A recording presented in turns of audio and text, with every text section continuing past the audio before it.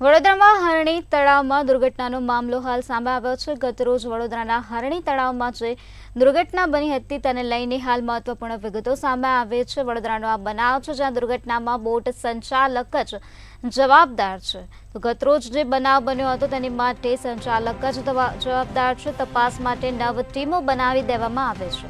10 દિવસમાં રિપોર્ટ સોંપવા માટે આદેશ આપી દેવામાં આવ્યો છે। વડોદરાનો આ બનાવ છે।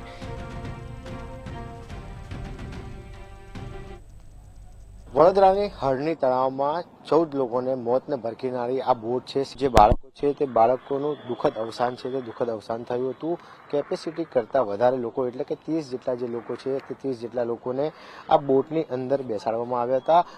સાથે જો વાત કરવામાં આવે તો કોઈ પણ પ્રકારનું લાઈફ જેકેટ છે તે લાઈફ જેકેટ પહેરાવવામાં નહોતું આવ્યું અને સાથે જ ગંભીર બેદરકારી છે તે ગંભીર બેદરકારી સામે આવી હતી।